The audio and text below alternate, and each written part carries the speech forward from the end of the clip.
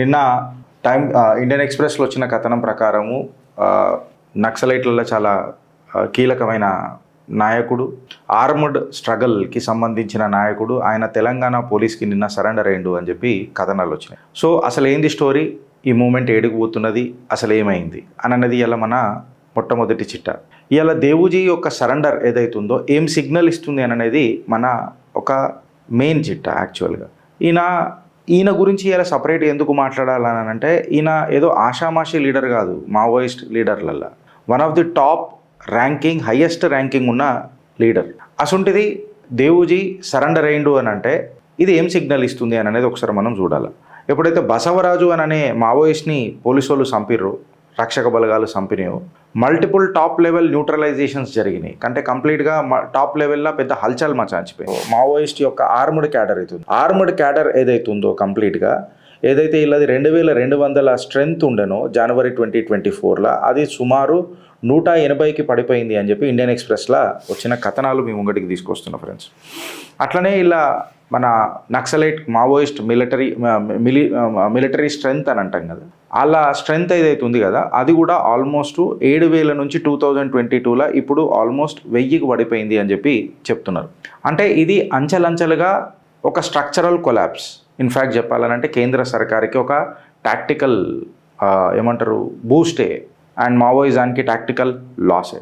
అయితే ఇది కేవలం ఒక నార్మల్ సరెండర్ అయితే కాదు, ఇది క్లియర్ కట్గా ఒక మెసేజ్ అయితే భారతవాణిలా క్లియర్ కట్గా పోయింది. ఏంటంటే ఇక మావోయిజం నడవదు, మావోయిజం ఖచ్చితంగా జబర్దస్త్గా అనుకున్నది మేము చేసినాం, వీక్ అయింది అని అనేది ఒక క్లియర్ కట్గా పోయింది. అయితే అంతర్గత ఫ్రాక్చర్స్ ఏమవుతున్నాయి లోపల మావోయిజంలో, ఏమన్నా లోపల నుంచే కొలాప్స్ అవుతుందా, వితిన్ అక్కడి నుంచే లోపల నుంచే ఏమన్నా చీలికలు అవుతున్నాయా అని చెప్పి ఒకసారి మనం ఆలోచించాలి.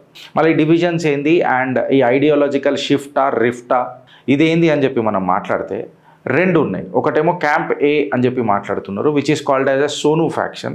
ఈ సోను ఫ్యాక్షన్ వచ్చేసి వీళ్ళు కూడా సరెండర్ అయ్యారు, టాక్టికల్ సరెండర్. ఏందని అంటే ఒక ఐడియాలజికల్ బేస్ ఏదైతే ఉంటుందో ఇదిగా నడవకపోతుందా లేదా నడుస్తలేదా అన్నది అర్థం కాకుండా సోను ఫ్యాక్షన్ కూడా సరెండర్ అయింది. ఇవాళ క్యాంప్ బి ఏదైతే ఉందో దేవుజీ ఫ్యాక్షన్ అని అంటాం కదా మనం, ఈయన ఆర్మ్డ్ స్ట్రగల్కి సంబంధించిన మావోయిస్ట్ నాయకుడు, మళ్ళా ఈయన కూడా ఇలా సరెండర్ అయ్యాడు. అయితే ఇలా ఒకటి అర్థం చేసుకోవాల్సింది ఏంటంటే ఐడియాలజికల్ కాన్ఫ్లిక్ట్లో ఎప్పుడైతే క్యాంప్ ఏ సోను ఫ్యాక్షన్ కానీ లేదా దేవుజీ ఫ్యాక్షన్ కానీ సరెండర్ అయిందో, సరెండర్ అయితే క్లియర్ కట్గా ఒక స్ట్రాటజిక్ క్లారిటీ వచ్చేసింది. అంటే క్యాడర్ అనేది ఇక మారల్ ఫెయిల్యూర్ వైపు అడుగులేస్తుంది అని చెప్పి క్లియర్ కట్గా పోయింది.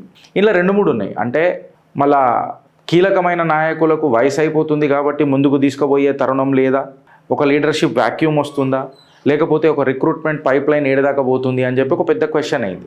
అయితే ఈ ఆర్మ్డ్ మూమెంట్లను అగర్ మనం మాట్లాడి చూస్తే అసలు ఐడియాలజికల్ క్లారిటీ ఏముంది, రిక్రూట్మెంట్ యొక్క జనరలైజేషన్ ఏమున్నది, ఫైనాన్షియల్ సప్లై చైన్స్ ఏడదాకా వస్తున్నది, టెరిటోరియల్ ఇలా అంటాం కదా, కంచు కోటలు అని అంటాం కదా, ఇవన్నీ అంటాం కదా. వెదర్ అది ఐడియాలజికల్ యాక్టివిటీయే కానీ, లేకపోతే మన రిక్రూట్మెంటే కానీ, లేకపోతే ఫైనాన్షియల్గా వాళ్ళకు దొరికే సప్లై చైన్లే కానీ, లేకపోతే వాళ్ళకు ఉండే కంచు కోటలే కానీ, అంచెలంచెలుగా ఈ కోటలు బద్దలవుతున్నాయి, వీక్ అవుతున్నాయి అని చెప్పి ఒక క్లియర్ కట్గా వచ్చేసింది. ఇవాళ ఛత్తీస్గఢ్లో కూడా ఒక జబర్దస్త్ పెద్ద హెవీ ఆపరేషన్ కూడా జరిగింది, ఇంతకు ముందు కూడా జరిగింది. ఈ కోర్ జోన్స్ ఏవైతే ఉన్నాయో వీటిని అన్నిటినీ ఆల్మోస్ట్ జీల్ చేసిండ్రు, అక్కడ నుంచి మావోయిజాన్ని ఎలిమినేట్ చేసే ప్రయత్నం చేసిండ్రు. ఇన్ఫ్యాక్ట్ తెలంగాణ ఇంటెలిజెన్స్ కూడా ఇట్లాంటి సర్చ్ ఆపరేషన్స్లో కంబైన్డ్గా ఒక దబావ్ అంటే ఒక ప్రెషర్ తీసుకొచ్చే ఆర్కిటెక్చర్ రూపంలో కంప్లీట్గా ఈ సెక్యూరిటీ ఆపరేషన్స్ పనిచేసినాయి. అంటే సర్వైలెన్స్తో పాటు అంటే ఆర్థిక వనరులను ఎప్పుడైతే దెబ్బతీస్తావో ఖచ్చితంగా సరెండర్ అనేది సాధారణం అయిపోతుంది. ఎందుకంటే ఆర్థిక ఇబ్బందులు ఎప్పుడైతే వస్తాయో సేఫ్ కారిడార్లు అనేవి ఉండవు, ఏదైనా పైసాతోనే ఉంటుంది కాబట్టి. అండ్ ఈ లాజిస్టిక్ సపోర్ట్ కూడా సప్లై చైన్స్ ఎప్పుడైతే కట్ అవుతాయో అటవీ ప్రాంతాలు కూడా సెక్యూర్డ్గా ఉండవు, అప్పుడు ఖచ్చితంగా ఉండవు. ఎందుకు ఉండవు అని అంటే ఒక్కొక్క దేవుజీ మీద ఆల్మోస్ట్ ₹1 ప్రైజ్ మనీ పెట్టిండ్రు. అయితే ఇప్పుడు ఈ ఇన్సర్జెంట్ గ్రూప్స్ ఏవైతే ఉంటాయో ఒక స్ట్రాటజిక్ టేక్ అవే మన దగ్గర ఏముంటుంది అని అంటే, ఇప్పుడు మన మొబిలిటీయే కానీ, అంటే లేదు మూమెంటే కానీ, లేకపోతే ఫండింగే కానీ, లీడర్షిప్పే కానీ, ఇదంతా కరెక్ట్గా ఉంటేనే ఈ మావోయిజం అనే ఈ మూమెంట్కి కొంచెం యాక్సిలరేషన్ దొరుకుతుంది. ఇన్ఫ్యాక్ట్ చెప్పాలనంటే స్పీడ్ దొరుకుతుంది. ఇలా గవర్నమెంట్ అవుట్రీచ్ కూడా చేసింది. అంటే soft power action or factor అని చెప్పి మాట్లాడతాం కదా. అంటే నువ్వు సరెండర్ అయినావు అనుకో, తెలంగాణ పోలీస్ ముంగట వచ్చి వాళ్ళు సరెండర్ అయ్యారు. సరెండర్ అయితే ప్రభుత్వం కూడా వాళ్ళకు ఒక ఫైనాన్షియల్ రిహాబిలిటేషన్ ప్యాకేజీలు ఇస్తుంది, వాళ్ళకు ఒక skill development and employment opportunities కూడా ఇస్తుంది, సైకలాజికల్ కౌన్సిలింగ్ ఇస్తుంది, లీగల్ అసిస్టెన్స్ కూడా ఇస్తుంది. ఇన్ఫ్యాక్ట్ చెప్పాలంటే వాళ్ళ ఇల్లు కట్టుకొని హౌసింగ్ సపోర్ట్ కూడా ఇస్తుంది. ఏదైతే వెనకటికి మళ్ళా అడ్డమైన ఇష్యూస్ ఏమన్నా ఉంటాయి అని అంటే వాటి నుంచి కూడా ప్రొటెక్షన్ ఇస్తాననే ఒక వాగ్దానం కూడా చేసింది. స్ట్రక్చరల్ రీఇంటిగ్రేషన్ చేయడానికి ప్రయత్నం చేస్తారు, సో దట్ జనజీవనం వాళ్ళు స్మూత్గా ఏమంటారు చేరికలు కానికే. ఈ ఎక్స్ట్రీమిజం ఏదైతే ఉన్నదో వీటికి దూరంగా జనజీవన స్రవంతికి దగ్గరగా ఉండనికే వీళ్ళు ట్రై చేస్తారు. అయితే సరెండర్ పాలసీ ఏం చెప్తున్నది అంటే, ఎవరైతే ఈ ఫైటర్స్ ఉన్నారు కదా, ఈ మావోయిజం ఫైటర్స్ ఎవరైతే ఉన్నారు కదా, పోరాట వీరులు అని చెప్పి చెప్తారు కదా, వీళ్ళందరినీ ట్యాక్స్ పేర్ల లెక్క కన్వర్ట్ చేసి తద్వారా దేశానికి ఒక స్టేక్ హోల్డర్ల లెక్క తయారు చేసే తరుణంలో ప్రభుత్వం తీసుకొచ్చిన ఈ సాఫ్ట్ పవర్ ఫ్యాక్టర్ యాక్షన్ ఏదైతే ఉన్నదో ఇది ఎలా ఫలిస్తున్నది అని దీనికంటే పెద్ద నిదర్శనం ఏంది అని ఇలా నేను మాట్లాడుతున్నా. మార్చ్ 31 వరకు నేను ఇలా కడిగేస్తాం మావోయిజంని అని చెప్పి మాట్లాడిన మాటలు మళ్ళీ ఇలా అడుగులు వేస్తున్నది ప్రభుత్వం అని చెప్పి ఇలా క్లియర్ కట్గా మెసేజ్ పోతుంది, మావోయిజం కూడా వీక్ అవుతుంది. అయితే ఇలా ఈ డెవలప్మెంట్ టూల్ ఏదైతే ఉంటుందో ఖచ్చితంగా డెవలప్మెంట్ మాకు అన్యాయం జరిగింది అననే కదా మావోయిజం పుట్టింది. సో ఆబ్వియస్గా ఎప్పుడైతే నీకు రీహాబిలిటేషన్ ప్యాకేజెస్ వచ్చినాయో, స్కిల్ డెవలప్మెంట్ ప్రోగ్రామ్స్ వచ్చినాయో, వాళ్ళకు జనజీవన స్రవంతిల కలవనికి ఒక సైకలాజికల్ కౌన్సిలింగ్ అవుతుందో ఖచ్చితంగా ఇది ఒక శుభ పరిణామం అవుతుంది. ఏదైతే నక్సలిజము మావోయిజము మా భూమి మాకు కావాలా, మా ఏవైతే గిరిజనులకు ఇష్యూ జరుగుతున్నది, అసలు స్టేట్ సర్వీసెస్ బాగలేవు, అభివృద్ధి బాగలేదు, పెత్తనం చెలాస్తున్నారు ఇక్కడి దొరలు, ఫారెస్ట్ని మొత్తం సర్వనాశనం చేస్తున్నారు, అటవీ సంపదను మొత్తం చేస్తున్నారు, ఏదైతే ఇలా పోరాట మెయిన్ మేనిఫెస్టో ఉండెను, లోకల్ నెట్వర్క్స్ని ఎక్స్ప్లాయిట్ చేసి పైసలు తీసుకోవడము, లేకపోతే ఎక్స్టార్షన్ చేయడము, ఎక్సెట్రా ఏదైతే ఉందో వీటన్నిటికీ ఒక కౌంటర్ ఇన్సర్జెన్సీ టూల్ని ఇలా ప్రభుత్వం డెవలప్ చేసింది. అయితే ఈ కౌంటర్ ఇన్సర్జెన్సీ టూల్ ఎప్పుడైతే వస్తుందో ఖచ్చితంగా నీకు సస్టైనబుల్ పీస్ అని అంటే ఒక కన్సిస్టెంట్ శాంతి వైపు అడుగులేసే ఆస్కారం ఉంటుంది. అది ఇప్పుడు జరుగుతున్నది, అందుకే వీళ్ళు సరెండర్ అవుతున్నారు. ఇన్ఫ్రాస్ట్రక్చర్ ఇప్పుడు ప్రభుత్వం కేవలం వీళ్ళకు ఒక psychological counselling and financial rehabilitation, skill development and ఎంప్లాయ్మెంటే కాకుండా వీళ్ళకు ఒక ఎడ్యుకేషన్ యాక్సెస్ కూడా ఇస్తున్నారు ట్రైబల్ బెల్ట్లలో. అండ్ ప్రైమరీ హెల్త్ కేర్ మీద ప్రభుత్వం చాలా ఫోకస్ చేస్తుంది. ఇప్పుడు మనం బస్తర్లకి ఇట్లా చూస్తే అక్కడ మొట్టమొదటిగా టెలిఫోన్ టవర్ వచ్చింది, బస్సు కూడా వచ్చింది. ఇన్ని రోజులు రాలే, అక్కడ ఎలక్ట్రిసిటీ బస్సు వస్తే అటు పండుగ చేసుకున్నారు బస్తర్ ప్రజలు. అండ్ ఇవన్నీ ఎప్పుడైతే వస్తాయో ఫారెస్ట్ రైట్ యాక్ట్ కూడా వాళ్ళకి ఇంప్లిమెంట్ అవుతుంది. లోకల్లా ఎంప్లాయ్మెంట్ జనరేషన్ అయ్యే ఛాన్స్ ఉంటుంది. ఇప్పుడు బస్సు ఇన్ని రోజులు రాలే, ఇవాళ బస్సు వచ్చిందని అంటే ఖచ్చితంగా అక్కడ ఇండస్ట్రియల్ క్లస్టర్స్ కూడా డెవలప్ అవుతాయి. అయితే ఇప్పుడు ఒక కౌంటర్ రాడికలైజేషన్ ఆర్కిటెక్చర్ ఏదైతే ఉందో దాన్ని వెల్ఫేర్ అని వీళ్ళు అన్నారు, ఇప్పుడు ప్రభుత్వం దాన్ని డెవలప్మెంట్ పేరుతో ముంగడుకోతున్నది. దీనికంటే మంచి శుభపరిణామం ఏముంటుంది అని అనేది ఇవాళ పెద్ద ఒక చర్చనీయాంశమైంది. ఇప్పుడు కరెంట్ మావోయిస్ట్ మూమెంట్స్ తీసుకొని చూస్తే మనము ఆర్మీ క్యాడర్స్ ఏవైతే ఉండేనో 2200 నుంచి 180కి పడిపోయినాయి. మన ఆర్ముడ్ క్యాడర్ మన మిలిటియా బేస్ ఏదైతే వీళ్ళది పోరాట వీరులది ఏదైతే స్ట్రెంగ్త్ ఉండదు అది 7000 నుంచి ఆల్మోస్ట్ 1000కి పడిపోయింది. లీడర్షిప్ కంప్లీట్గా ఏదైతే ముందు సెంట్రలైజ్డ్ ఉంటుందో ఇప్పుడు అది చీలిక అయిపోయి ఫ్రాగ్మెంట్ అయిపోయి ఫ్రాక్చర్ అయిపోయింది. సేఫ్ జోన్స్ ఇవన్నీ వీళ్ళు ఏవైతే చాలా ఉంటుండే ముందు, ఇక్కడికి వస్తే అసలు రక్షక బలగాలే భయపడేటివి. అట్లాంటి సేఫ్ జోన్లు ఎన్నో ఉండే వాళ్ళకు, మల్టిపుల్ ఉండే. అట్లాంటివి ఇప్పుడు అవి అంచెలంచెలుగా క్రమక్రమంగా తగ్గిపోయినాయి. ఇలా రిక్రూట్మెంట్ అనేది యాక్టివ్గా లేదు, కొత్త చేరికలు అయితలేవు, ఇన్ఫ్యాక్ట్ చెప్పాలనంటే అసలు జరుగుతలేవు. సో ఎప్పుడైతే నీకు ఆపరేషనల్ అట్రిషన్ అని అంటాం కదా, అంటే రిక్రూట్మెంట్ జరగదు, అంటే కొత్త చేరికలు జరగాయో అప్పుడు నీకు ఆపరేషన్ ఏమి ఉండదు. కొత్త బ్లడ్ లేనప్పుడు నీకు ఏడికైనా కుదరదు కదా. అప్పుడు ఏమవుతుంది, నీ కొత్త ఆపరేషనల్ రిక్రూట్మెంట్ జరుగుతలేదు, చేరికలు జరుగుతలేవు. అబ్సల్యూట్గా నీ ఐడియాలజికల్ అనేది బాగా లేజీ అయిపోతుంది, ఒక ఫెటిక్ తయారవుతుంది. ఇన్ఫ్యాక్ట్ కరెక్ట్గా చెప్పాలనంటే ఏమంటారు ఒక బద్ధకం తయారైపోతుంది. ఈ కంప్లీట్గా ఐడియాలజీ అనేది బద్ధకం అయిపోతుంది. అప్పుడు ఎప్పుడైతే నీకు ఆపరేషనల్ లొల్లి లేదో, ఐడియాలజికల్ లొల్లి లేదో, ఖచ్చితంగా ఏదైతే ట్రైబల్ సపోర్ట్ బేస్ ఏదైతే ఉంటుందో ఆ ట్రైబల్ సపోర్ట్ బేస్ కూడా ఏదైతే మీకు వెనకటికి సపోర్ట్ చేసిందో అది కూడా న్యాచురల్గా జనజీవన స్రవంతిలోకి వచ్చేస్తుంది. అంటే ఆల్మోస్ట్ ఇలా మావోయిజం అనేది ఒక ఫ్యూచర్ ట్రజెక్టరీ అక్కడ మనం తీసుకొని చూస్తే ఇవాళ కంప్లీట్గా అది కొలాప్స్ అయిపోయింది. ఇలా మూమెంట్స్ అన్నీ స్కాటర్ అయిపోయినాయి. స్మాల్ గ్రూప్స్ ఎప్పుడైతే ముందు సర్వైవ్ అవుతుండే చూడు పెద్ద పెద్ద ఘన జంగళ్ళల్లో అవన్నీ అలా మెల్లమెల్లగా అంతరించిపోతున్నాయి. ఈ రీజనరేషన్ రిస్క్ అనేది అయితే అంటాం కదా, అది మెల్లమెల్లగా ఈ డెవలప్మెంట్ అనేది ఫెయిల్ అవుతుంది. ఇంకా నిజంగా చెప్పాలంటే గిరిజనుల యొక్క గ్రివెన్స్ ఏవైతే ఉన్నాయో ఇప్పుడు అవి యాక్చువల్గా బయటకు వస్తున్నాయి. ముందు దఫనాంచబడి ఉండే మావోయిజంలో, ఇప్పుడు అవి బయటకు వస్తున్నాయి. మాకు ఇట్లా కావాలా, మాకు ఉద్యోగాలు కావాలా, మాకు బస్సు ఫెసిలిటీ కావాలా, మాకు ఎలక్ట్రిసిటీ కావాలా, ఇట్లాంటివన్నీ క్లియర్ కట్గా వస్తుంది.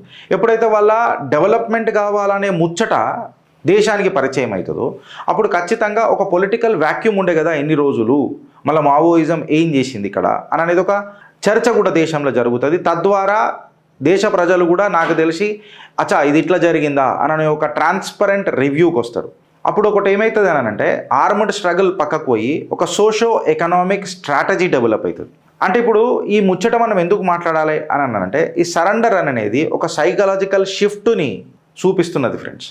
ఏదైతే ఇప్పుడు ప్రభుత్వం తీసుకున్న నిర్ణయంలో సైకలాజికల్ షిఫ్ట్ మొదలైంది అని చెప్పి మొదలవుతుంది. ఇంకొకటి గిరిజన ఏరులలో బాధితుల ఏరియాలలో ఏవైతే వెనకటికి మావోయిజం కంచుకోటలు ఉండనో అక్కడ క్లియర్ కట్గా మావోయిజం మీద నమ్మకం తగ్గినట్టు కూడా అనిపిస్తుంది. ఇక ఆర్మడ్ స్ట్రగల్, ఈ పోరాటం ఇవన్నీ నడవైరబై లాల్ సలాం మాటలు నడవైరబై ఖచ్చితంగా ప్రభుత్వాలతో కలిసి పనిచేయాలా, వెల్ఫేర్ మాట్లాడాలా, మన హక్కు గురించి మనము రాజ్యాంగబద్ధంగా కొట్లాడాలా, గన్ను పట్టుకుంటే కుదరదు అని చెప్పి వాళ్ళు క్లియర్ కట్గా ఒక సైకలాజికల్ షిఫ్ట్ నరేటివ్కి వస్తున్నారు. అది ఇన్ఫ్యాక్ట్ స్టేట్ కూడా దాన్ని రికగ్నైజ్ చేస్తున్నది.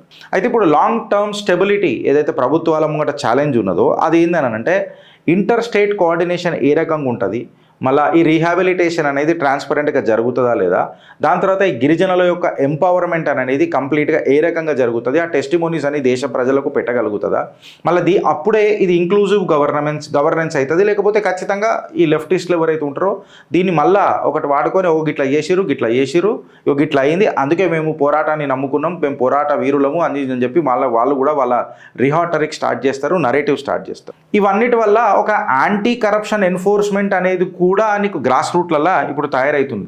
ఎందుకంటే కంప్లీట్గా వీళ్ళకి సేఫ్ హబ్స్ అనేవి లేకుండా పోయినాయి.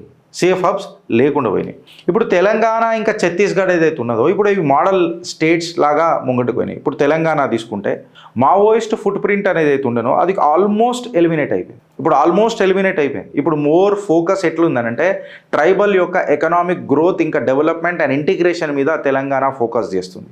అదే ఛత్తీస్గఢ్ కాడికి మనం వస్తే ఇలా డెవలప్మెంటు, సెక్యూరిటీ ఈ రెండు కలిసికట్టుగా ఇంక్లూజివ్గా నడుస్తున్నాయి. ఏదైతే ఆర్మడ్ స్ట్రగల్ అని చెప్పి వీళ్ళు మాట్లాడిర్రో, మేము గన్ను పట్టుకొనే మాట్లాడతామని చెప్తున్నారో అది గవర్నెన్స్ వైపు అడుగులేయడం మొదలెట్టింది. ఇలా దేవుజీ యొక్క సరెండర్ ఒక ఆషామాషి అంశం కాదు.